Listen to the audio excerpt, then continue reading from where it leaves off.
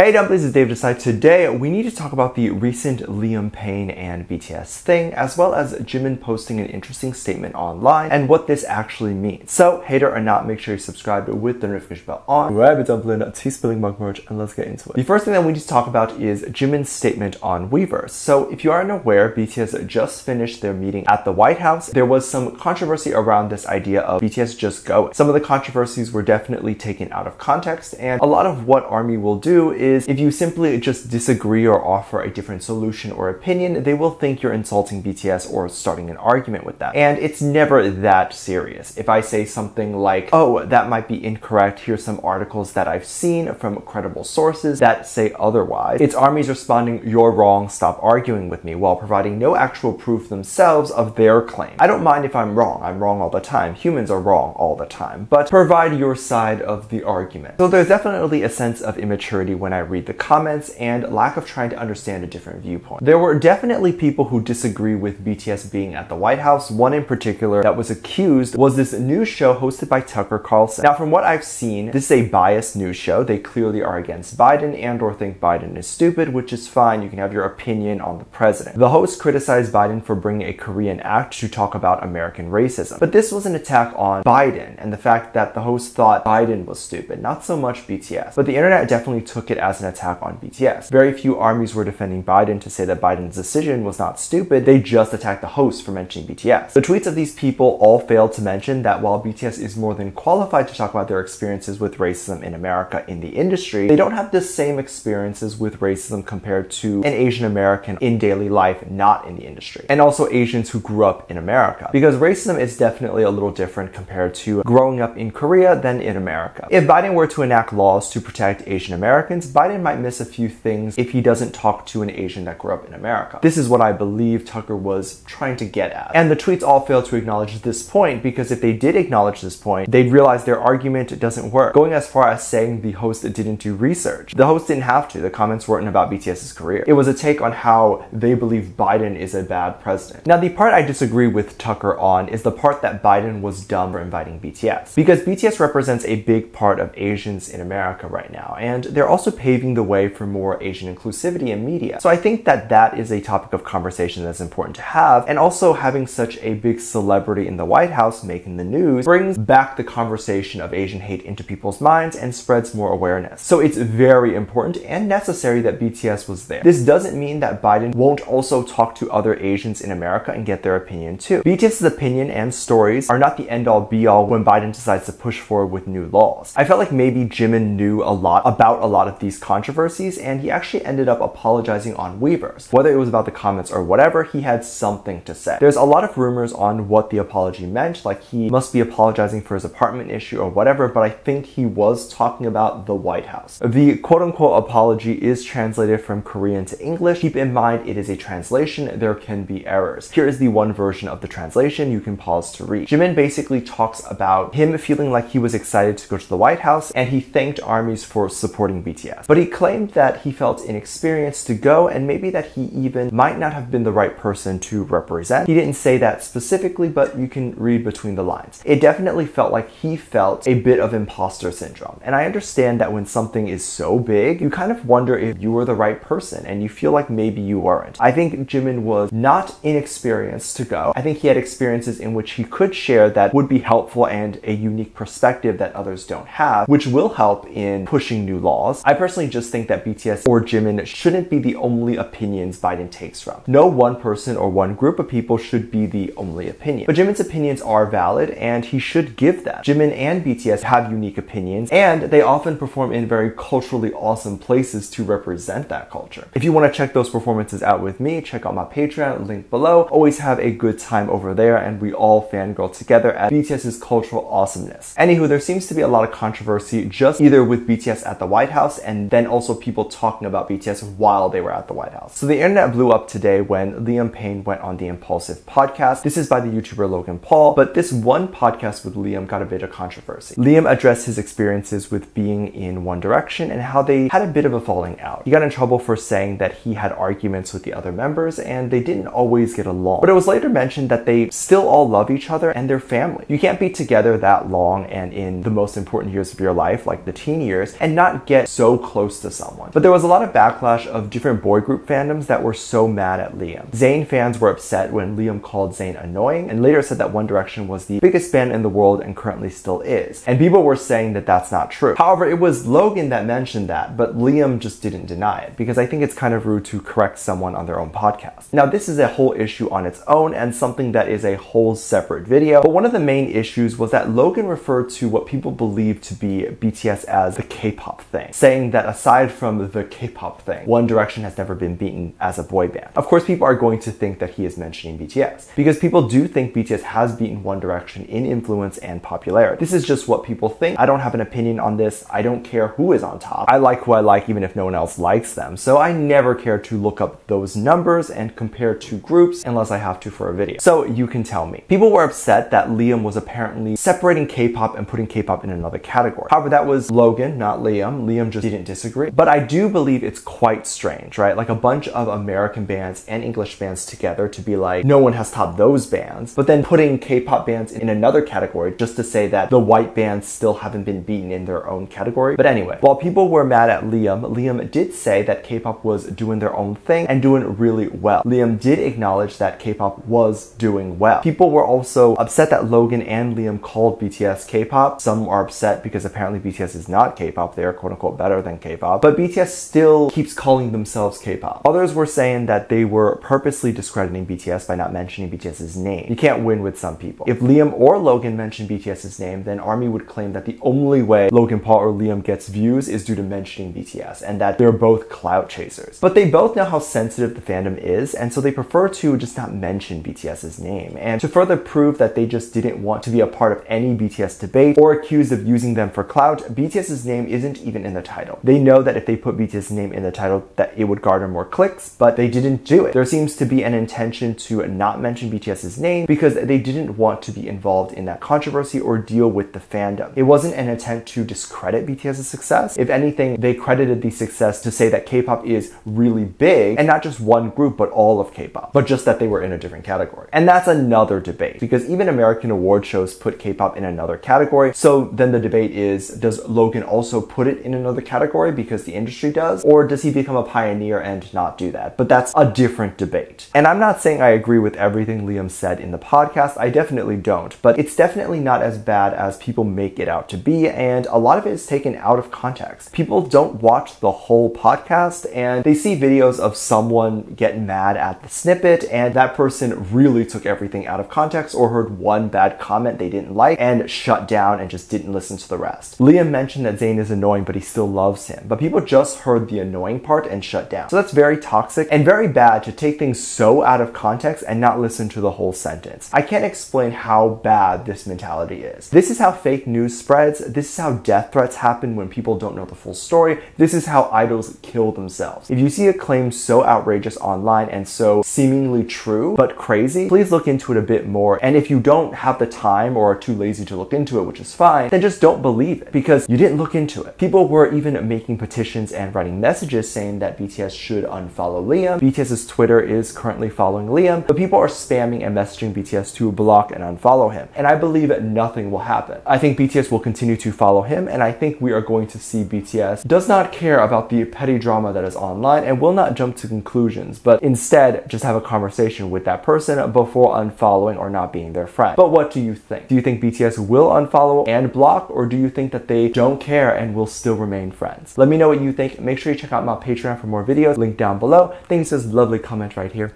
Love you, bye.